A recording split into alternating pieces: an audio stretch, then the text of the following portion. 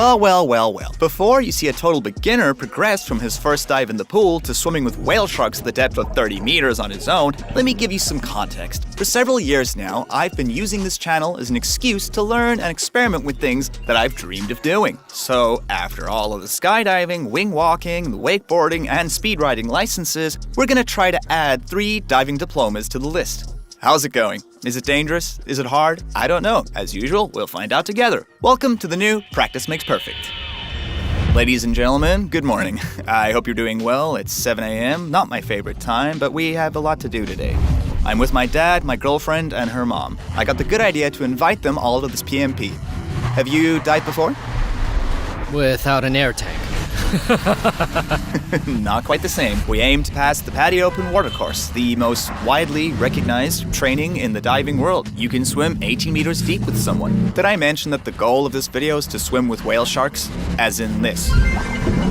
Now you know. So let's go find some crazy things. There are plenty of places where you can do the training because it's one of the main tourist activities. But rather than join an overpriced structure, I prefer to support a small local club. So welcome to Let's Dive to Lupin.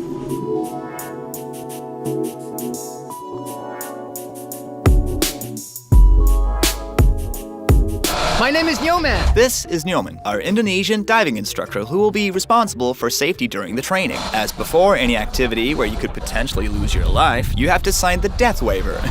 As usual, I'm not sure what I'm signing, but I know there's one thing to remember. I'm confirming that it's not their fault if I'm injured or if I die. Done. Despite this, everyone seems pretty happy. I'm feeling great. Well, almost everyone. I'm so stressed out, it's a nightmare. I'm very excited and I go for it. Yeah! Look what we've had delivered to Bali. Is this the lychee? Lychee? I don't know. I love it. It's my favorite. Let's see what they sent. No lychee. Air up what? There's a reason why this charming lady is so keen to steal my bottle. If you haven't heard of Air Up yet, it is a way to subtly flavor water without adding a single calorie thanks to retroolfaction.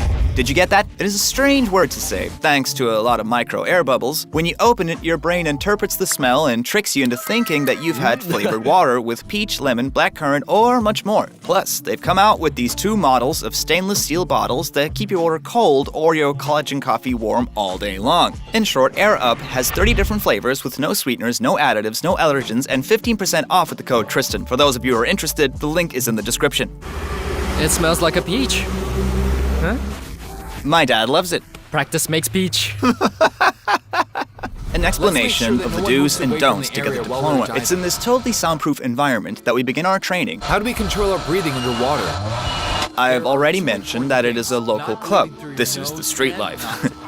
Basically, we learn the do's and don'ts of diving. 1, so we cannot die underwater. And 2, to try to validate our official diving diploma. To sum up and avoid all of the technicalities. Rule number 1. In scuba diving, you should never stop breathing, whether to avoid air pressure changes inside your lungs, to let out carbon dioxide, or simply to get oxygen. It's basic. Number 2. It is very important that you must always dive with what is known internationally, ladies and gentlemen. Wait for it, a diving buddy. Number 3. Because I will not name them all, you have to learn to do everything on your own, from preparing your equipment to learning all the skills needed to save yourself or your buddy in case something goes wrong underwater. Yes, underwater problems happen much faster than expected. And another thing when you are underwater, you can't talk, so you have to learn and communicate using gestures. Guess what? Several of them are not necessarily instinctive, like, for me to say everything's fine, I instinctively do this, except this means I want to go up. So it's best to avoid making mistakes. Whenever he does that, he asks you how much pressure there is. What do you mean? At 100, you do this. It's cool that you explain in Spanish and me in French. For this part of the lesson, we try to be very serious because there is a written test, just like we did in school. So we have to remember every single thing he tells us. After theory comes practice, and now it's time to prepare our equipment. The first thing I'd like to say is that the video's sponsor was totally right to send me a stainless steel bottle because it totally looks like a cylinder. Basically, we've just learned how to connect everything together and how to make sure it's all secure. All of it. So we have the cylinder containing the oxygen, the BCD system that allows you to go up or down. It's like a buoy that you carry with you. The regulator, which is what we'll breathe into, and this is for in case a friend dies. It's to give him or her oxygen. He told us so many things, and I'm just like... Whoa!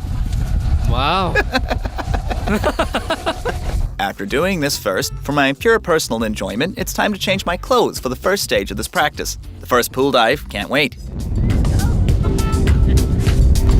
We'll take the first dive, which consists of doing everything we will do in the ocean, but in the pool, it's just to master the basics. It's what they call buoyancy, which means learning to float. Because if I have a little panic attack 30 meters underwater, I'm fine.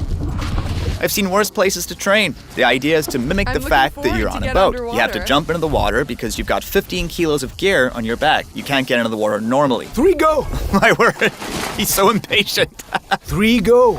Since we're doing a real training course with a real international diploma, I'm not allowed to record the beginning. Basically, we all circle up in ocean cult mode. Newman shows us in turn all the exercises that we'll have to learn and master to complete the course. Then each of us do them by taking turns. It's a long list, but the 3 main skills in order of difficulty from easiest to most complicated are 1. Learn how to get your regulator back. That's the tube you put in your mouth connected to your cylinder, allowing you to breathe underwater. If you lose it, you have to get it back. It's so simple. You lean to one side, make a circle with your arm, passing over your knee, and grab the regulator, then you place it in your mouth with a little pressure to avoid drinking salty water, and ta-da! You breathe again! First, I love it. It's no wonder. The only thing you have to do is listen well. Sweet, then we take it up a notch. We learn to partially or completely empty our masks with water in them. This skill teaches us how to react when water gets into your mask. In theory, it's not complicated because all you have to do is gently tilt your head back whilst blowing through your nose. When you do that, abracadabra, it's magic! The water is out and your mask is clean. In theory and in practice, this is one of the most tricky skills for new divers because you can see water getting in your nostrils, and there is a 50-50 chance that you'll have the unconscious human reflex to breathe through your nose and gulp a big cup of water that will cause a panic attack. Panicking underwater is never a good idea. Anyway, that was for the partial emptying. Then there's the case of emptying the mask completely. For example, if a shark wants to slap a fang on your big skull. I struggled a bit to get the water out of my mask. Once you're underwater, it's usually fine. After that, as a deal, we encounter a dozen others, this, and this. Finally, the hardest skill is buoyancy. It's nothing to do with hot or cold, it simply means floatability. An excellent diver has to know how to stay stable at the same level all the time. That's a meticulous job for many reasons, my friend. First, you've already got to deal with the air in the BCD vest. Vulgarly speaking, you could say it's the big buoy we're carrying. When you press here, the buoy inflates, and here, it deflates. This makes you go up and down underwater. Now things are getting a little more complicated. Once you've managed with your outer buoy, you now need to manage your inner buoy, which are your lungs. Let's hope you didn't miss your 6th grade life and earth sciences classes. You're aware that when you breathe, plenty of air goes in and out of your lungs. Your breathing rhythm has a huge influence on your buoyancy. Last but not least, as if it wasn't enough, then there is the pressure of the depth, which encompasses the gases in your body and equipment and the combustion of air. The more you breathe, the more your tank empties, and therefore, the more it affects your buoyancy. There are many silly techniques that make it really hard not to Flappy Bird when you're a beginner. In case you're wondering what it's all for, if you ever mismanage your buoyancy at a depth of 30 meters and inadvertently surface, the pressure changes will expand your lungs and the gas dissolved in your blood will form bubbles. You have about 100% chance of having decompression sickness, which in the best case will prevent you from breathing and just make you cough a little bit of blood. In the worst case, may simply kill you. We're exactly on the same beach where we learned to free dive with Liu last year. It's incredible. I've got many memories coming back to me. Liu should come with me more often. Because it's not a big deal. 12 meters is really starting to take its toll, whether in terms of equalization, lungs, or anything else. Honestly, I'm not too worried. I'm fine. With the free diving, we're not novices. We're almost used to it. But just for fun, I want to go down to over 30 meters in this video. Well, that's it. Let's get going.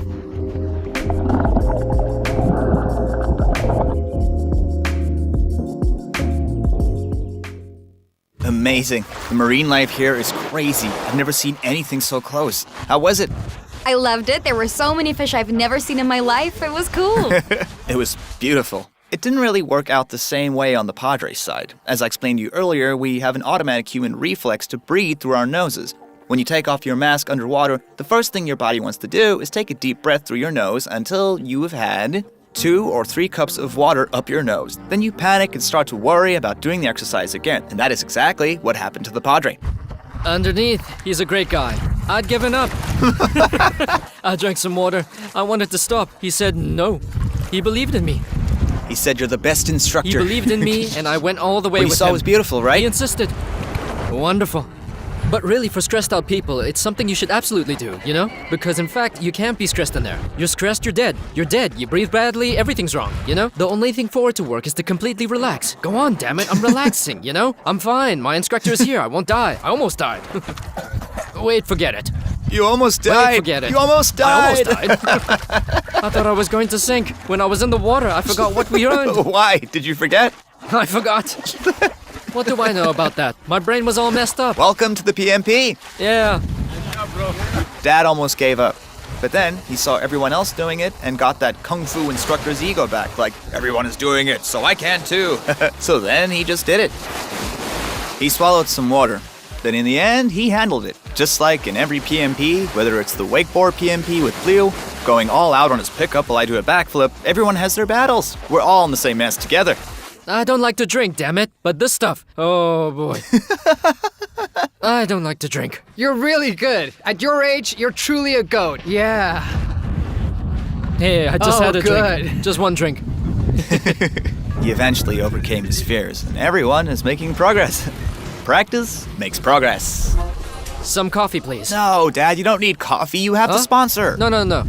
Coffee? All Some right. coffee. Coffee? I'm not getting paid anyway. I'm working for free. You're not getting paid? The training isn't free? It's provided by the company. The training is provided by my son. And your son can provide it thanks to Era. So thanks to Era. Thank you. I was joking. It's delicious. It tastes like it's Mojito? Was it that hard? I'm telling you, damn it. I've had 5-6 cups of water. Ask Dasa how deep it was. 20 meters, at least. How many meters did you bring him? 12. How many? 12. Wow. The abuser! I did at least 40 meters! We're already almost halfway through the training, and for this third dive, we will learn how to navigate underwater. So let's practice. Imagine you need to go to the camera. Okay. The important thing is the red line. You'll need to point the red line up to the camera. That is what will show you north. In fact, what you need to do is you just have to keep the arrow in the thing. It'll show you where to go. With these fried plantains, we're practicing the compass. Just orientating yourself in the ocean once you're underwater and following a direction. Your turn. There you go. So we've just arrived at the USAT Liberty Wreck, where we did some free diving last year. There are 2 exercises we have to do. The first is the underwater Buddha, and the second is to maintain a direction with the compass. It's so heavy. Free diving is simpler after all. So heavy, that's catfish. In terms of equipment, you can understand why in free diving they say free. Freedom is diving wherever you want, wherever you want, with no equipment. Scuba diving is cool, but the fact that you have to gear up with so much equipment makes you feel so detached from the ocean, you see? Compared to free diving, we revisit the exercises we've seen before, but a bit deeper. We take the practical compass exam that we'll all pass like goats and revisit the USAT Liberty Wreck. In case your memory fails you, the USAT Liberty is a 120-meter-long U.S. Army cargo ship that was torpedoed by a Japanese submarine in 1942. The Americans tried to tow it to Bali, but they abandoned it halfway, right here. Then there was a volcano that woke up and the ship was swallowed by the Indian Ocean. All good? It's amazing. It's amazing. Comfortable? It's wonderful. The memory of the evening. My dad exchanges kung fu lessons for some free dives. So it's time to conclude this. Patty open water with the final dive for certification. So let's go and do this. Ready for your final dive? Oh yeah, all relaxed. RoboCop. Don't hesitate to let me know if you want to see my dad more involved. It's really relaxing. Once you're underwater, you do feel a bit like a stranger because you have 15 kilos on your back, oxygen and all that. You realize that as humans, we're not really built to go there. We're not made to stay underwater for so long. So the more you relax, the less oxygen you consume, the longer you can stay, and the more you can observe. I was fixated on some small fish I'd never seen before. One fish played with my hand. It's I didn't know that fish could make sounds. It's incredible. Scuba diving is like skydiving in the sense that when you pass your pack, the training to jump solo with a parachute, you have 7 jumps, and with the last one, you're all alone. You start with 2 instructors, then you have 1 instructor, then 1 figure, 2 figures, 3 figures, 4 figures. Then you jump solo. There, it's a bit like the same thing. At the start, there are the instructors not far away. You work on exercises not too deep. After that, the monitors are increasingly far away, and you work on the exercise deeper. You add layers of difficulty, and it's the same process whether you're above the earth at 4,200 meters or 20 meters under the ocean. I have realized that there are plenty of similarities and points that we have in common between many disciplines that have nothing to do with each other. How was it? It's great. It was incredible. And you know, I find that there's actually more life inside the boat than there is on the rocks. It's time to say goodbye. Goodbye. Bye. Practice makes perfect. Yes! Yeah. Well, that's it. The 5 dives in open water were completed, and the training course was successful for all the students on the team. Woohoo! That's great, but I must add that I'm a bit of a perfectionist. Ladies and gentlemen, good morning. So it's been a month since I put the video up. I shot the desert island and spearfishing, so it's been a while since I've dived. No one wanted me to end the video like that, so well, oh shit. Here we go again. Ladies and gentlemen, it's amazing. We are officially signed up for the Advanced Open Water Diver, motherfucker. What? What do you mean by I added another word? I don't get what you mean. We don't have time. It's in an hour, and I've got online courses to read so that I don't die. So let's have breakfast. It's fine. There's nothing to complain about. Against this heavenly backdrop, let's take a look at where we stand. It's a mess. I thought the open water PADI course was like parachute training. Do a training course once and there's cool stuff going on. It's still a challenge. I came here and filmed the whole thing. Then I watched the rushes, but actually, it's a bit easy. I don't know if it's because I'm used to doing crazy things or if it's because I'm becoming more and more of a perfectionist. I told myself I don't have enough time to make a video because anyone can do it, and I didn't play that notion of a challenge. That's why we went to Gilly T for the advanced open water. But now, we're talking to my friend. The principle of advanced is that we'll be able to go 28 meters down. Sweet, things are calm right now, you know? It's Friday, September 1st, it's 7:27 a.m. It's perfect because we dive in at 8:30 a.m., so I've got 1 hour to have a look at the online course. Let's get started. We'll learn the new briefing with the new instructors and we'll tackle the first adventure dive. So here we go on the drift. We'll jump from a boat and drop down from the boat about 30 meters, then follow the current. I want to do open water. That wasn't much of a challenge. And now there is. Here we go as usual. The aim of this channel is to test, learn, and discover crazy. So let's go. In advanced training, there are 2 compulsory dives and 3 others you can choose from. And then we start learning with one of the dives of my choice, the drift dive. How cool is that? The principle of this dive is simple. You simply learn to use the ocean currents to carry yourself through the dive. In theory, when you do a good drift dive, the idea is to be able to cover a large dive zone while staying underwater longer because you save oxygen as you fin less. In practice, it's so stylish because you feel like you're on an ocean conveyor belt, so you really get the sensation of gliding while floating above the coral reefs. About 15 minutes in the current, we come out in a spot called Shark Point at a depth of 20 meters. And as you can see from the signs, this place lives up to its name. White-tip reef sharks hunt mainly at night. So during the day, they rest. This is the first time I've seen one, so it's already crazy even closer despite all the bad things people say about them. I just see a big fish that's not well understood, and that in addition to being essential to the marine ecosystem, it doesn't seem to be all that bad. Will you please just let me sleep? A little anecdote I learned afterward was that these sharks have a survival of the fittest policy ever since they were babies in their mother's womb, because embryos develop by eating their brothers and sisters. What a great atmosphere at home. We're back from our first dive advanced course. We did 44 minutes at 21 meters, so it wasn't 26. In the end, we were in a slightly shallower spot and made a negative float entry, a bit intimidating at first. I lost my marks at the very beginning, but it's really fine, and then incredibly, I came face to face with a turtle. I've never seen a turtle that close before. He got to see my huge buttons in 4K 60 too. Marine life is spectacular. There were many little things. It's more on the micro level. It's really cool to get back into it after all the open water was about a month ago, so I was a bit apprehensive, but delighted with this dive. Oh yeah, it's the first time I've been that close to sharks. It lasted 44 minutes, but felt like 20 minutes because you're underwater and you lose all your marks, just like being a kid again, in short. Let's go! It's our second dive. How sweet! Now we are off to the obligatory navigation dive. It's a bit tricky to stay orientated underwater, making squares, straight lines and all. But as you know, you want me to get 2 diplomas, so you've left me no choice at all. Indeed, this dive is tough because it's very academic, and the aim here is to maintain a course underwater by learning to use your compass to perfection. And once I've managed my exercises in Giga Chad mode on my way home, I met this giant turtle. Many turtles are in Indonesia because it is a large nesting site, as females go to the beaches for nesting and laying their eggs. Protecting these great ocean's guardians is now a part of the country's culture.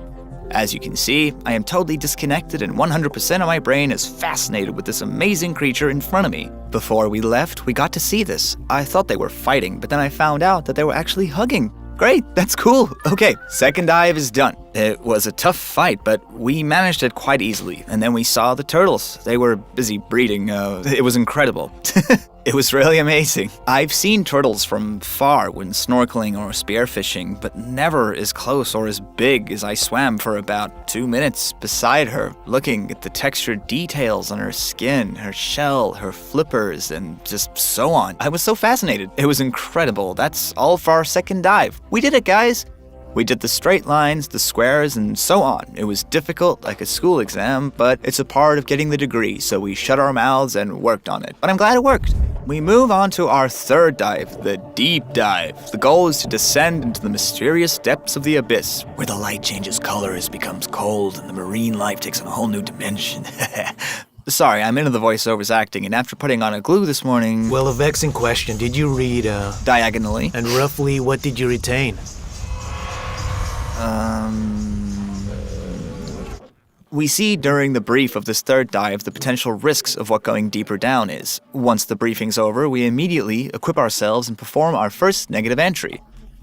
It means that we let ourselves sink like an anchor from the surface to 30 meters deep in one shot. Even if it's scary, this feeling of getting carried away by the depths is very stylish. The authorized depth maximal limit is usually 30 meters, but my dive computer shows 31.4. Let's pretend we didn't see anything. At this depth, everything is so stylish, and who says more marine life isn't about making friends? So we're gonna learn more about the aquatic ecosystems. Like this, it's a pufferfish, a small yet cute balloon-like fish. Yes. Behind its cute little appearance, this fish contains one of the most dangerous poisons of the animal reign, which hasn't got an antidote yet. Its flesh is edible, but not its organs. In Japan, there are fugu chefs who spend their whole lives learning how to cook it. How crazy is it that the emperor has a legal ban on eating it? The dolphins have fun disturbing the pufferfish, making it release neurotoxins that don't kill them immediately, but releases it slowly. Guess what? They get high. Oh yes, it's basically like the ocean's drug. I love this animal. Now that we're in deep, they show us the effects of the pressure on an egg and the color's modifications due to the lack of light. After playing volleyball with an egg yolk and eating a little protein at a depth of 30 meters, we ascend slowly.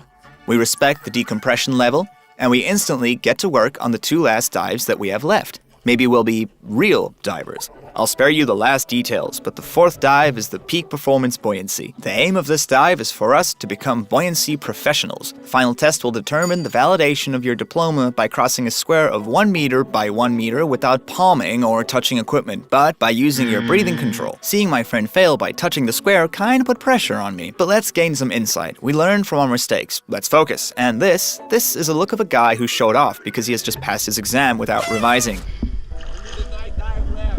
I don't have many pictures of the 5th and last dive, which validates my training, but it's a night dive where you dive into the dark water with only a small flashlight. Okay, we're preparing our gear for the night dive. We go through everything from A to Z. We need to check that everything is plugged in and working. Like that.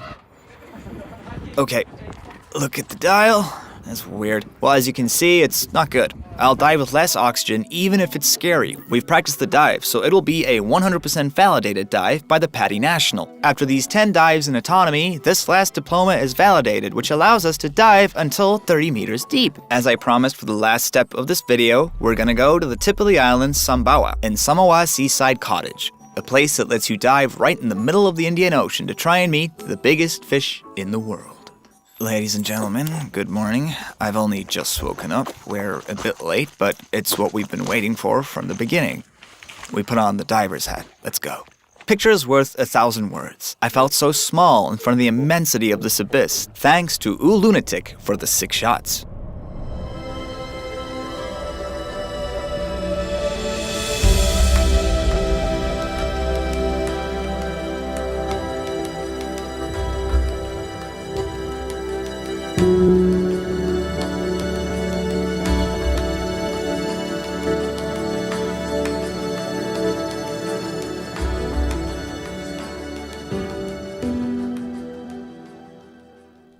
Well, another ticked box. We don't dive 100 meters down tomorrow, but we have 3 more diplomas and we still learn to experiment in a totally crazy domain. Ladies and gentlemen, bye.